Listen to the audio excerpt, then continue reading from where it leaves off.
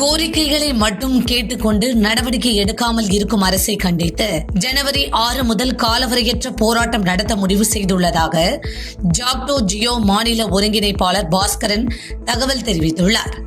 மேலும் சென்னை திருவல்லிக்கேணியில் செய்தியாளர்களை சந்தித்த அவர் வாக்கு சதவீதம் உணர்ந்து அரசு செயல்பட வேண்டும் என்றும் பழைய ஓய்வூதிய திட்டத்தை அமல்படுத்த வேண்டும் என்றும் வலியுறுத்தினார்.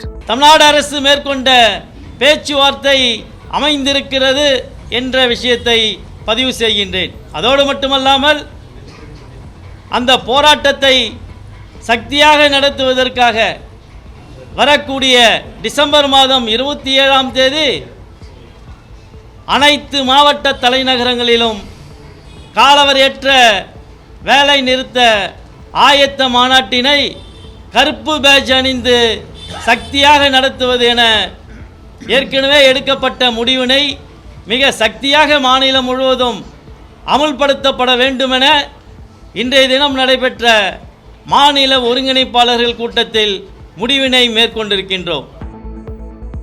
பெரம்பலூர் மாவட்டம் துறையூர் சாலையில் அமைந்துள்ள தனியார் பல்கலைக்கழக கூட்டரங்கில் நடைபெற்ற ரெட்டத்தல திரைப்படத்தின் ப்ரமோஷன் நிகழ்ச்சியில் படக்குழுவினர் கலந்து கொண்டனர். அப்பொழுது பேசிய நடிகர் அருண் விஜய், தளபதி விஜயின் கடைசி படம் ஜனநாயகம் என்பது வருத்தம் அளிப்பதாகவும் தல அஜித்துடன் மீண்டும் நடிக்க வாய்ப்பு கிடைத்தால் கண்டிப்பாக ஏற்றுக்கொள்வதாகவும் தெரிவித்தார். தளபதியோட படத்துக்கு வெயிட் பண்ணிட்டு தான் இருப்போம்.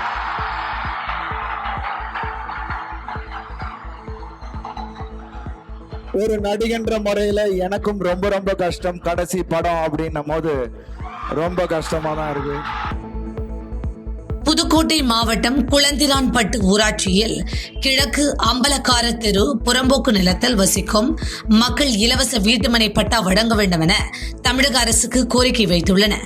மேலும் தங்களுக்கென்று சொந்தமாக வீடு நிலம் என எதுவும் இல்லாமல் புறம்போக்கு நிலத்தில் கொட்டகை அமைத்து அவதி அடைந்து வருவதாக வேதனை தெரிவித்த மக்கள் இதுகுறித்து உடனடியாக நடவடிக்கை எடுக்க வேண்டும் என வலியுறுத்தியுள்ளனர். எங்களுக்கு தங்குறதுக்கு வீட்டுமனை பட்டா வசதி எதுவும் கிடையாது. நாங்களும் நிறைய மாவட்ட ஆட்சியர், தாலுகா ஆஃபீஸர் எல்லாரையும் பார்த்து நாங்கள் நிறையா மனு கொடுத்துட்டோம். எங்களுக்கு இது வரைக்கும் தமிழக அரசு எந்த ஒரு நடவடிக்கையும் எடுக்கலை. மேற்கொண்டு நாங்கள் இன்னும் மனு பண்ணி கொடுத்துக்கிட்டு தான் இருக்கிறோம். எங்களுக்கு அந்த மாதிரி வசதி எதுவும் பண்ணி கொடுக்கல. நாங்கள் 80 ஆண்டு காலம் இங்கே இருக்கிறோம். சட்டமன்ற உறுப்பினர்லேருந்து அனைத்து கலெக்டர்லேருந்து தாலுகா ஆஃபீஸர்லேருந்து எல்லாரையும் பார்த்து நாங்கள் எல்லாமே பண்ணோம். எங்களுக்கு அந்த மாதிரி வசதி எதுவும் பண்ணி கொடுக்கல. நாங்கள் என்ன பண்ணுறோன்னா இருக்கிற எங்களுக்கு வந்து வீட்டுமனை வசதி வழங்கி தருமாறு நாங்கள் கேட்டுக்கொள்கிறோம். திருப்பூர் மாவட்டம் தாராபுரம் அலங்கியம் சாலையில் அமைந்துள்ள நெடுஞ்சாலைத்துறை கோட்ட பொறியாளர் அலுவலகம் முன்பு நெடுஞ்சாலைத்துறை சாலை பணியாளர்கள் சங்கத்தின் சார்பில் ஒப்பாரி முழக்கு போராட்டம் நடைபெற்றது. இந்த போராட்டத்தில் மாநில நெடுஞ்சாலை ஆணையத்தை கலைத்துவிட்டு நெடுஞ்சாலை பராமரிப்பு பணியை அரசே செயல்படுத்துதல், கிராமப்புற இளைஞர்களை சாலை பணியாளர்களாக நியமனம் செய்தல் உள்ளிட்ட கோரிக்கைகள் முன்னிறுத்தப்பட்டது.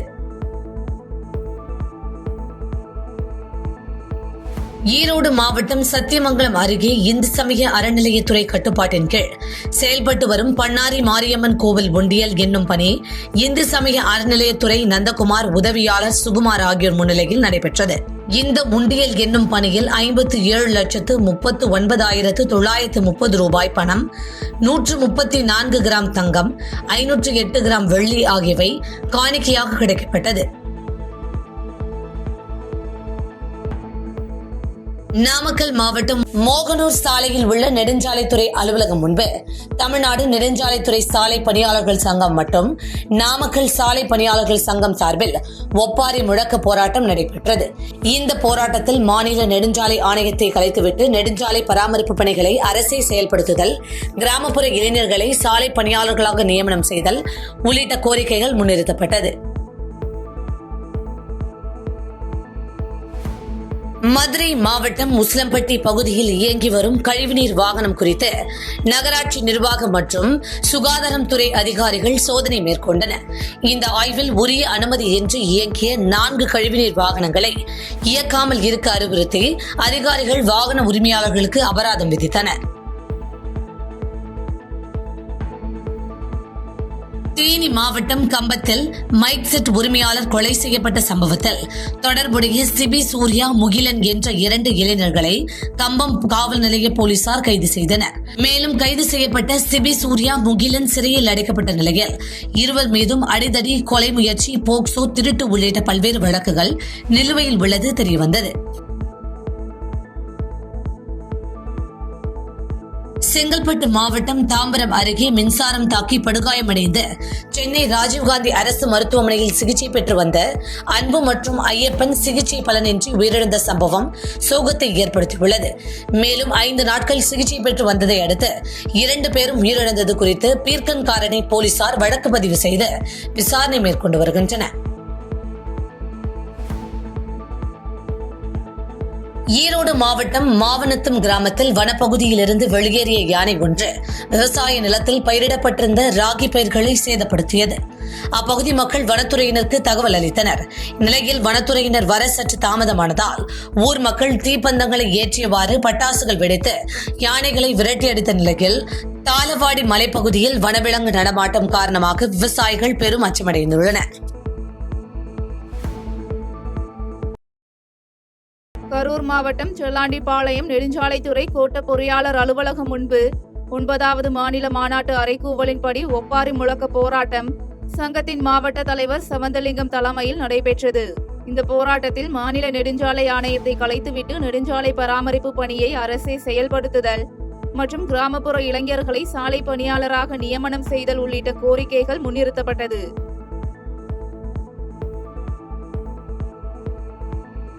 கிருஷ்ணகிரி மாவட்டம் ஊத்தங்கரையில் திமுக, அதிமுக, பாஜக உள்ளிட்ட பல்வேறு கட்சியிலிருந்து விலகியவர்கள் தமிழக வெற்றிக் கழகம் கட்சியில் இணையும் இணைப்பு விழா நிகழ்ச்சி நடைபெற்றது. மேலும் தாவேக உறுப்பினர் லீடர் கார்த்தி தலைமையில் நடைபெற்ற இந்த நிகழ்வில் மாற்றுக் கட்சியிலிருந்து விலகி 200க்கும் மேற்பட்டோர் தமிழக வெற்றிக் கழகத்தில் தங்களை இணைத்துக் கொண்டனர். விழுப்புரம் மாவட்டம் அரங்கண்டநல்லூர் கடைகளில் அரசால் தடை செய்யப்பட்ட ஹான்ஸ் உள்ளிட்ட பொருட்களை விற்பனை செய்து வந்த திருமலை, ஸ்டீபன், ராமச்சந்திரன் ஆகிய 3 பேரையும் அரங்கண்டநல்லூர் காவல் நிலைய போலீசார் கைது செய்தனர். மேலும் திருமலை என்பவர் வீட்டிலிருந்து 2,20,000 ரூபாய் மதிப்புள்ள 220 கிலோ போதைப் பொருட்கள் மற்றும் விற்பனைக்கு பயன்படுத்திய 2 இருசக்கர வாகனங்களை பறிமுதல் செய்த போலீசார் கைது செய்த 3 பேரையும் நீதிமன்ற காவலுக்கு அனுப்பி வைத்தனர். மதுரை மாவட்டம் உசிலம்பட்டி நெடுஞ்சாலைத்துறை சார்பாக நெடுஞ்சாலைத்துறை உதவி கோட்ட பொறியாளர் சீதாராமன் தலைமையில் உசிலம்பட்டி பேரையூர் சாலை, வத்தலக்குண்டு சாலையில் உள்ள ஆக்கிரமிப்புகள் அகற்றும் பணி போலீசார் பாதுகாப்புடன் நடைபெற்றது. இந்த ஆக்கிரமிப்பு அகற்றும் பணியில் சில இடங்களில் கடை உரிமையாளர் வாக்குவாதத்தில் ஈடுபட்டாலும் காவல்துறை உதவியுடன் ஆக்கிரமிப்பு அகற்றப்பட்டது.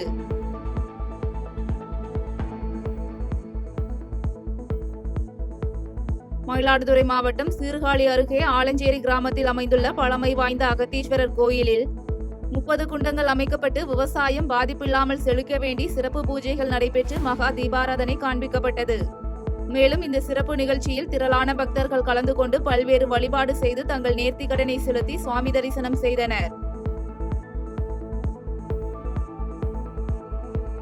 செய்திகளை உடனுக்குடன் தெரிந்து கொள்ள கீழ்கண்ட கேபிள் மற்றும் டிடிஎச் நெட்வொர்க்குகளில் எம்நாடு செய்தி தொலைக்காட்சியை காணுங்கள்.